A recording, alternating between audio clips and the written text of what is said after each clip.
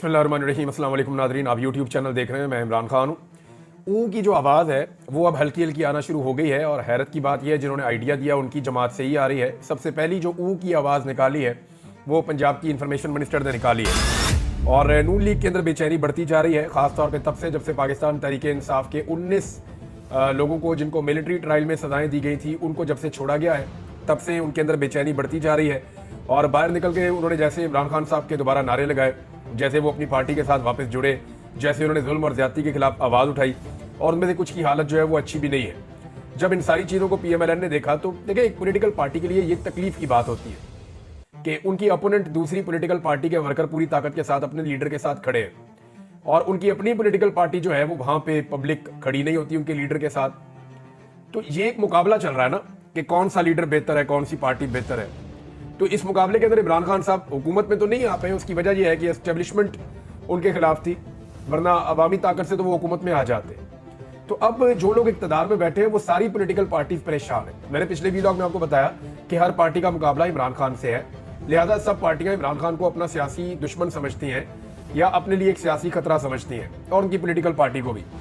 तो अब वो परेशान हो गए इस वजह से कि अगर 9 मई हाथ से निकल गया तो 9 मई का बयानिया जाने के बाद फिर PMLN के पास बाकी क्या बचेगा। यानी आप उनसे कोई भी सवाल करें तो वो एक ही बयान देते हैं कि 9 मई, उसके अलावा तो उनके पास कोई और जवाब नहीं है। शायद मितला साहब है सीनियर जर्नलिस्ट, उन्होंने बड़ी मजे की बात की। उन्होंने कहा कुछ दिन के बाद 9 मई और नून लीग ही रह जाएंगे, यानी 9 मई और नून लीग बस ये रह जाएंगे और कोई कहानी नहीं होगी, यानी नून लीग और 9 मई बस की यादें होगी। ये सिंपल उन्होंने एक जुमले के अंदर सारी कहानी बता दी है। मेरे ख्याल में यही चीज आने वाले दिनों में होने जा रही है। इस वक्त अगर उनका ये बयानिया तबाह हो गया 9 मई वाला, जो ऑलमोस्ट तबाह हो चुका है। देखिए, ये बयानिया उस दिन तबाह हुआ था जिस दिन कुछ लोगों ने प्रेस कॉन्फ्रेंस की और उन्होंने कहा जी हम इमरान खान के साथ अब नहीं है और हम पाकिस्तान तहरीक इंसाफ से अपने आप को अलग करते हैं। और 9 मई के वो मेन मुलजिमान थे, लेकिन उसके बाद से लेकर आज तक उन्हें किसी ने हाथ भी नहीं लगाया। तो 9 मई का बयानिया उस दिन तबाह हो गया था। उन लोगों को पकड़ के जेल में डालना चाहिए था अगर वो रिस्पॉन्सिबल थे तो। और अभी भी मैं आपको बताता हूँ कि 9 मई के लिए इसको शुरू करना चाहिए उस वक्त से जब इमरान खान साहब को हाई कोर्ट को तोड़कर गिरफ्तार किया गया और वो गैर कानूनी गिरफ्तारी हुई। वो मामला वहां से शुरू होना चाहिए। फिर ये देखना चाहिए कि उसके बाद जो एहतजाज हुआ उसमें जिसने गलत किया उसको सजा मिलनी चाहिए, जिसने कानून को हाथ में लिया उसको सजा मिलनी चाहिए। और इसके ऊपर सबसे बेहतर तरीका यह है कि जुडिशियल कमीशन बने और इंक्वायरी, ताकि जो जिम्मेदारान है चाहे उनका ताल्लुक किसी भी पार्टी से, वो फिर फिक्स हो जाए ना। वहां पे तो नून लीग के भी कुछ लोग हैं, उनकी वो खातून की एक ही लोग लगा देते हैं, एक दो और लोगों की लगा देते हैं। वो PTI का झंडा पकड़ के वहां पे खड़े हैं और आग लगा रहे हैं। और कुछ ऐसी वीडियोस भी पाकिस्तान तहरीक इंसाफ वाले शो करते हैं जहां पे नकाब पोश लोग जो है वो गाड़ियां तोड़ रहे हैं, तोड़फोड़ कर रहे हैं और वो लोग आवाजें दे रहे हैं कि ये लोग क्यों तोड़फोड़ कर रहे हैं, इनका हमारी पार्टी से कोई ताल्लुक नहीं है। तो इस तरह की चीजें भी हैं बीच में, यानी दोनों तरफ की चीजें फिर आपको देखनी पड़ेंगी। और उसके ऊपर चाहे वो 26 नवंबर है चाहे वो 9 मई है, इसके ऊपर जुडिशियल इंक्वायरी हो जाए तो वो जरा बेहतर हो जाएगा। अब ये बेचैनी क्यों है नून लीग में, इसकी एक वजह जो है वो नवाज शरीफ के जो बहुत करीबी दोस्त हैं, सहाफी हैं नजम सेठी साहब, उन्होंने एक वजह बताई है कि एस्टेब्लिशमेंट ने इन मुज़ाकरात के हवाले से हुकूमत को मुकम्मल तौर पे ऑन बोर्ड नहीं लिया, जिसकी वजह से हुकूमत घबराई हुई है। और ये बात ठीक है, हुकूमत के अंदर बेचैनी इसीलिए है कि अगर वाकई में ये मुज़ाकरात कामयाब हो गए तो जावेद चौधरी साहब के बकौल फिर शहबाज शरीफ साहब के पास ऊ करने के अलावा और कोई रास्ता नहीं होगा। वो बेचारे इसी तरह एहतजाज करते रहेंगे। और अब ये एक नई इंटरटेनमेंट जो उन्होंने कौम को दी है, ट्रक ड्राइवर एहतजाज कर रहे हैं तो वो ऊ कर रहे हैं, एयरपोर्ट में कोई एहतजाज कर रहा है तो वो ऊ कर रहा है, किसी और जगह पे कोई बच्चे एहतजाज कर रहे हैं तो वो ऊ कर रहे हैं। लोग मीम्स बना बनाकर सोशल मीडिया पर डालते चले जा रहे हैं। दूसरी जानिब एक नुक्ता है जिसको सोशल मीडिया के ऊपर लोगों ने हाईलाइट किया, वो ये है कि जो माफीनामे हैं या जो रहम की अपीलें हैं जो आर्मी चीफ से की गई हैं, उनमें कोई एक ही कलम इस्तेमाल किया गया है और मिलती जुलती राइटिंग भी है। तो ये तो अच्छा हुआ कि लोग अपने घरों को आ गए। और मेरी नज़र में ये लोग बेगुनाह इसलिए थे कि फौजी अदालत तो कोई अदालत ही नहीं होती, यानी फौजी अदालत के अंदर सिविलियंस का ट्रायल तो नहीं किया जा सकता ना, उसूली तौर पर यह बात गलत है। हाँ, दहशतगर्दों के हवाले से ये पॉलिसी कुछ अरसे तक के लिए बनाई गई थी, लेकिन ये वापस पाकिस्तानियों के गले पड़ गई। मेरे ख्याल में किसी का भी ट्रायल फौजी अदालत में नहीं होना चाहिए।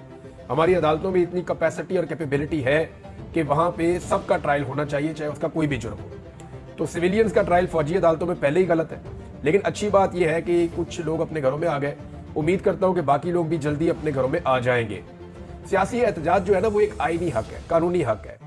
इस पर पाबंदी लगाना, इस पर सजाएं देना, ये नहीं होना चाहिए, चाहे किसी भी जमात के खिलाफ हो, ये नहीं होना चाहिए। सबको एहतजाज करने का हक हासिल होना चाहिए।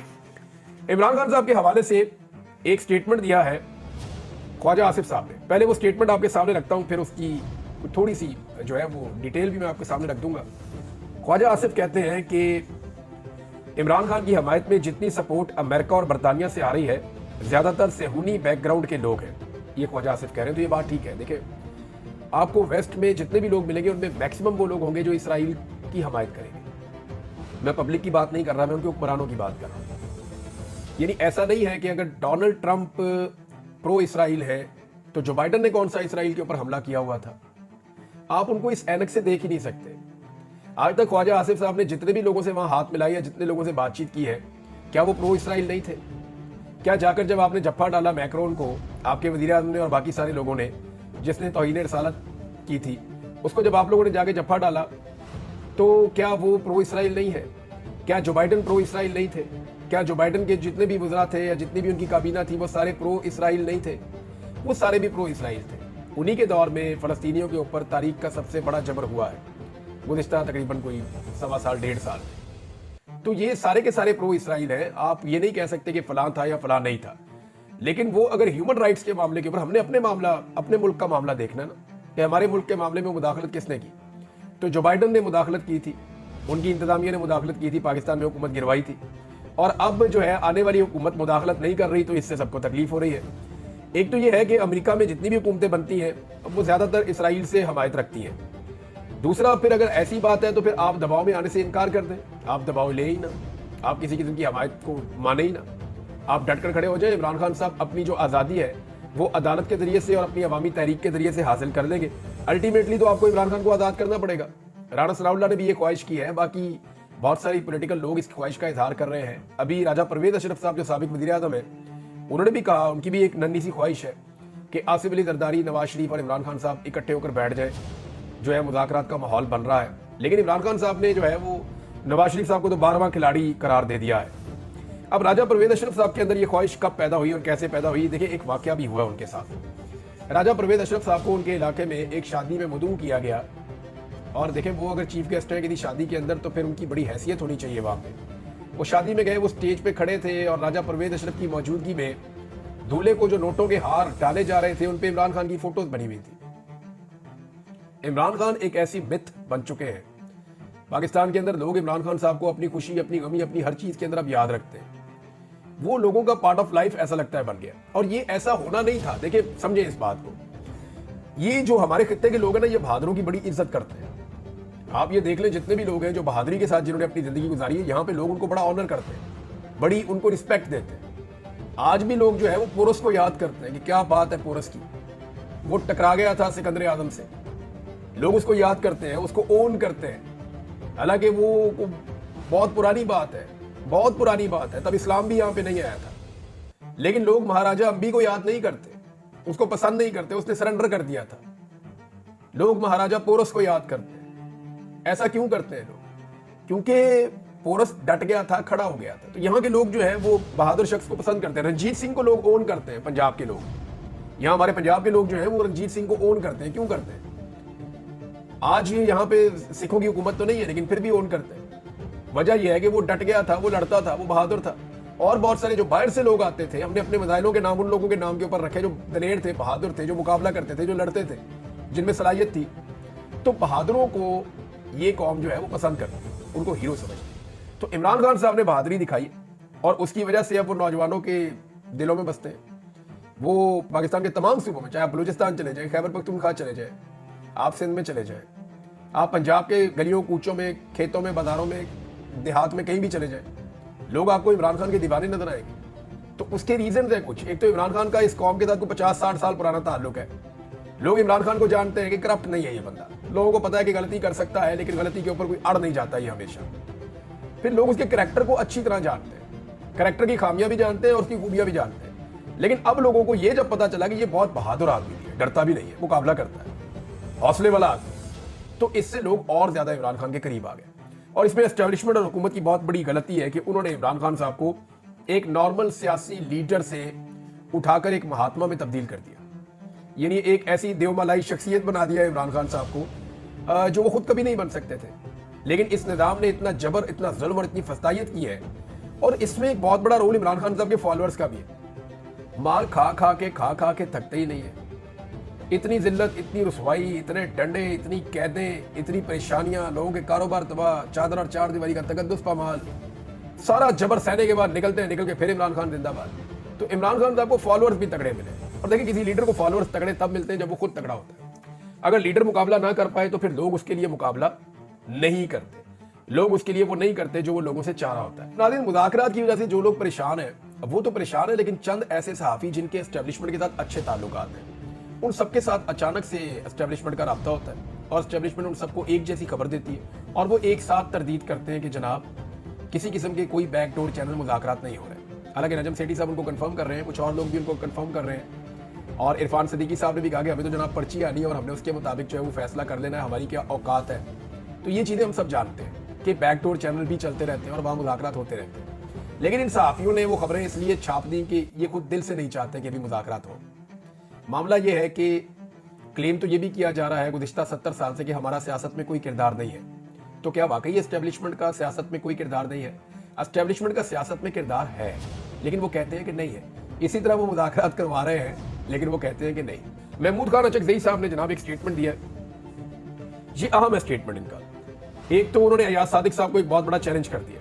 उन्होंने कहा, अयाज सादिक साहब, आप रोजाना सुबह 4 कुल पढ़ के निकलते हैं, तो जरा आप उन 4 कुलों की कसम तो खाएं ना। हल्फन आप बताएंगे, क्या आप कोयटा नहीं आए थे इलेक्शन से पहले? क्या आपने ये नहीं बताया था सबको कि आपकी बात हो गई है फौज के साथ? आप फौजी अफसरान के नाम ले लेकर नहीं कहते थे कि बात हो गई है, हमें 2/3 अक्सरियत मिलेगी? तो इस तरह से जो है वो अंदर से अब पोल खुल रहे हैं। आपको याद होगा कि अचकज़ई साहब पहले नवाज शरीफ साहब के साथ थे और जब रिजीम चेंज ऑपरेशन हो रहा था तो इमरान खान के अगेंस्ट थे। लेकिन जब उन्होंने देखा कि ये तो जुल्म और बर्बरियत की इंतहा है, ये तो हमें जमहूरियत के नाम के ऊपर इकट्ठा करके इन्होंने इमरान खान के खिलाफ उकसाया था, और अब ये सारे इकट्ठे होकर जमहूरियत को पक्का पक्का दफन कर रहे हैं और ये सारा फिक्स्ड इलेक्शन है। तो अचकज़ई साहब को जैसे ही मामला समझ आया तो उन्होंने जनाब अपनी रुख बदला और वो उस तरफ चले गए। लेकिन अब वो पोल खोल रहे हैं और सारी चीजें बता रहे हैं। अचकज़ई साहब ने शहबाज शरीफ साहब के बारे में भी एक बात की है। उन्होंने कहा, शहबाज शरीफ की जाली हुकूमत मुल्क को जानबूझकर खाना जंगी की तरफ लेकर जा रही है। ये अल्लामा राजा नासिर अब्बास जाफरी साहब के हमरा इन्होंने प्रेस कॉन्फ्रेंस की है। उन्होंने कहा, पाकिस्तान जिन हालात से गुजर रहा है वो सबको पता है। गैर आईनी गैर जमहूरी हुक्मरानों को इसकी कोई खबर और फिक्र नहीं है। इस मुल्क में रोजाना 20 से 30 लोग गोली से कत्ल होते हैं। इस मुल्क में कलम पर पाबंदी है। इस मुल्क में असेंबली में बोलने पर पाबंदी है। इन हालात में हमसाए अफगानिस्तान पर बमबारी तक बात पहुंच गई है। तमाम पार्टियों की आल पार्टीज कॉन्फ्रेंस बुलाने की जरूरत है। आल पार्टीज कॉन्फ्रेंस में फौज और सहाफियों को भी बुलाया जाए। हमारा फर्ज है कि अब बैठकर इस खित्ते को मैदान जंग ना बनने दें। खुशकिस्मती से बड़ा सुपर पावर चीन हमारा पड़ोसी और दोस्त मुल्क है। चीन की अफगानिस्तान से भी अच्छे मुनासिब है। बैठकर इस खित्ते को जंग से बचाना चाहिए। अफगानिस्तान को कशमकश का गढ़ बनाने की बजाय अमन का गहवारा बनाया जाए। उन्होंने कहा कि जमीन के अंदर जहां मादनियात हो वहां फौज आ जाती है। बलोच, सिंध और पंजाब एक पाकिस्तान है। जहां मादनियात है वहां के लोगों को भी अंगेज किया जाए। जिस इलाके में मादनियात होती हैं उनके लोगों को हिस्सा मिलना चाहिए। कसदन और अमलन शहबाज शरीफ की जाली हुकूमत मुल्क को खाना बदोशी की तरफ लेकर जा रही है। अल्लामा राजा नासिर अब्बास साहब ने भी कहा कि ये हुकूमत अवाम का एतमाद खो चुकी है। हमारी दुनिया में कोई अहमियत नहीं है। पहले हमारा दुश्मन इंडिया था, अब एक नया दुश्मन बना लिया है। अपने ब्रादर इस्लामी मुल्क अफगानिस्तान को दुश्मन बनाया जा रहा है। बिलावल, जरदारी और इसहाक डार एक बार भी वहां नहीं गए। हमारा कल्चर एक जैसा है, क्यों दुश्मनियां पैदा कर रहे हैं? ये अल्लामा राजा नासिर अब्बास साहब भी कह रहे हैं। तो पॉलिसीज के ऊपर तो तनकीद हो रही है और लगातार तनकीद हो रही है। एक नादरीन छोटी सी चीज और भी मैं आपको बताऊं कि पीपल्स पार्टी करती क्या है। पीपल्स पार्टी हर थोड़े अरसे के बाद जुल्म और बर्बरियत का मुकम्मल हिस्सा बनने के बाद अचानक से कहती है जी हम इसका हिस्सा नहीं है। मिसाल के तौर पे बिलावल ने अचानक कहना शुरू कर दिया जी कि हमारा इंटरनेट क्यों बंद होता है, हमारी सोशल मीडिया की पाबंदियां क्यों लगती है, नौजवानों की जबान बंद करने की क्यों कोशिश की जाती है। तो बार बार बिलावल ये कहते हैं, इनकलाबी बनने की कोशिश करते हैं, नूरा कुश्ती करने की कोशिश करते हैं। तो यार राणा सनाउल्लाह साहब ने जवाब दिया कि जनाब इंटरनेट से होने से पाकिस्तान पीपल्स पार्टी अपने आप को अलहदा नहीं कर सकती। ये इंटरनेट से उस पता कब किया जाता है जब पाकिस्तान तहरीक इंसाफ कोई इंसिडेंट या कोई इवेंट करने लगती है। जब भी कोई पॉलिटिकल इवेंट होता है, जब भी पाकिस्तान तहरीक इंसाफ निकलने लगती है तो नौजवानों को दबाने के लिए या उनका पैगाम ज्यादा दूर तक ना पहुंचे तो इंटरनेट बंद कर दिया जाता है। राणा सनाउल्लाह ने कहा पीपल्स पार्टी इस जिम्मेदारी से अपने आप को अलहदा नहीं कर सकती। अच्छा जी, एक चीज और है कि वजीर आला खैबर पख्तूनख्वा ने दोबारा से एक कंफर्मेशन दी है और वो ये कह रहे हैं कि 45 बंदे अभी तक मिसिंग है। देखिए 60 बंदे इससे पहले वाली इंफॉर्मेशन आई थी, इनको 15 बंदे और मिल गए। इनको आइडिया हो गया है कि 45 बंदे अब तक मिसिंग है जिनके बारे में पता नहीं चल रहा। अच्छा, जो मिसिंग है वो है कहाँ, इसके बारे में अलग अलग कहानियां आती रहती हैं। थोड़े दिन पहले मैंने आपको बताया था, एक इन्फॉर्मेशन मैंने आपको दी थी पिम्स अस्पताल वाली। अच्छा, ये मैंने आपको सोर्सेज भी उस वक्त इसलिए बताए थे कि मुझे जाती तौर पे मैंने ये कहा भी था कि मुझे खुद से मैंने इसको इन्वेस्टिगेट नहीं किया, अब मैंने इसको इन्वेस्टिगेट करवाया। मैंने आपको सिर्फ वो बताया था जो शौकत बसरा साहब ने और ओन अब्बास बप्पी साहब की टीम ने मुझे सारी इन्फॉर्मेशन दी थी, क्योंकि ये दोनों लोग वहां गए थे, इन्होंने वीडियोस भी वहां पे बनाई थी और सारे सबूत इकट्ठे किए थे और देवर कन्विंस्ड कि ये ऐसा ही हुआ था, और वीडियो वो महफूज पड़ी है अभी भी। उसकी बुनियाद पे वहां जो लोग थे उन्होंने एक कहानी बनाई थी और उन्होंने सारा जो बताया वो यहाँ तक मामला पहुंचा। अब एहतशाम अब्बासी साहब है, हमारे सीनियर क्राइम रिपोर्टर हैं, उनके साथ मेरी बात हुई थी, उन्होंने सारे मामले की तहकीकात की है और तय तक पहुंचे हैं और आज उन्होंने सारा कुछ बताया। तो जनाब, जो तहकीकात के बाद चीजें सामने आई हैं वो आपको बताता हूँ कि रेस्क्यू को इस शख्स की बॉडी मिली थी। ये जो बंदा जनूबी पंजाब का सादकाबाद का जिसकी लाश मिली थी, पुलिस ने इसकी बॉडी को मुर्दा खाने में पहुंचाया था। रिश्तेदार बॉडी लेने नहीं आ रहे थे पहले, बाद में उन्होंने किसी को भिजवाया वहां से और फिर बॉडी वसूल की गई। अच्छा, अब ये बाद में सारी की सारी कहानी ये सामने आई कि जनाब वहां बहुत सारी लाशें थी और वहां पे जो है वो ये बंदा डी चौक में मारा गया था। तो एहतशाम अब्बासी साहब की जो स्टोरी है उसके अंदर ये ऐसी कोई चीज साबित नहीं हुई। उन्होंने कही देखिए हम डिग आउट कर रहे हैं, हमें इस बात का पता है, ये अब्बासी साहब भी कहते हैं और बहुत सारे और जर्नलिस्ट भी कहते हैं कि इस्लामाबाद में जितनी लाशें अब तक 13 सामने आई है, बंदे इससे ज्यादा मारे गए। 17 लाशें तो जर्नलिस्ट जो है उन्होंने आपस में जब बातचीत की तो वहां कंफर्म हो गई थी कि 17 बंदे तो इन्होंने कम से कम मरते हुए देखे हैं। ये तादाद 20 से ज्यादा भी हो सकती है।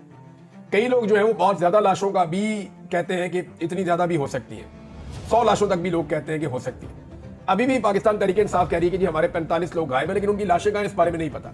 हाँ, इस स्टोरी के अंदर एक चीज खुली है कि ये जो लोग थे जिनका ये बंदा मारा गया था, गालिबन क्योंकि अभी इनका दोबारा कोई मौकिफ नहीं आया, लेकिन जो समझ आ रही है इन्वेस्टिगेशन करने वाले सहाफियों को, उसमें एहतशाम अब्बासी साहब ने कहा जी उनका ये मानना है कि ये इमदादी रकम वसूल करने के लिए उन्होंने अपने बंदे की लाश को 26 नवंबर के खाते में डालने की कोशिश की है। तो मेरी ये जिम्मेदारी है कि जो अब इसके ऊपर तहकीकात हुई है, जो चीजें सामने आई मैंने आपके साथ शेयर कर दी हैं। इससे पहले जो चीजें सामने आई थी वो भी मैंने आपके साथ शेयर कर दी थी। जाती तौर पे मैंने इस मामले में कोई भी तहकीक नहीं की, लेकिन हाँ, ये जो है एहतशाम अब्बासी साहब का, इसको मैं ओन करता हूँ इसलिए कि वो एक अच्छे जर्नलिस्ट हैं और उनके सोर्सेज भी हैं, क्राइम रिपोर्टिंग वो करते रहे इस्लामाबाद में। तो जनाब ये कहानी ऐसे है। इसमें नजम सेठी साहब ने एक और कंफर्मेशन की है। ये नवाज शरीफ साहब के दोस्त हैं नजम सेठी, और इन्होंने गवाही दी है कि जनाब महंगाई पाकिस्तान में कम नहीं हुई, बल्कि महंगाई पाकिस्तान में लगातार बढ़ती चली जा रही है। बल्कि नजम सेठी साहब का ये कहना है कि लोगों की कुव्वत खरीद कम हो रही है और कुव्वत खरीद कम होने की वजह से वो अब पाकिस्तान की जो ग्रोथ है वो भी ज्यादा नहीं हो रही, पाकिस्तान आगे नहीं बढ़ रहा और ये लोगों का ट्रस्ट भी नहीं है।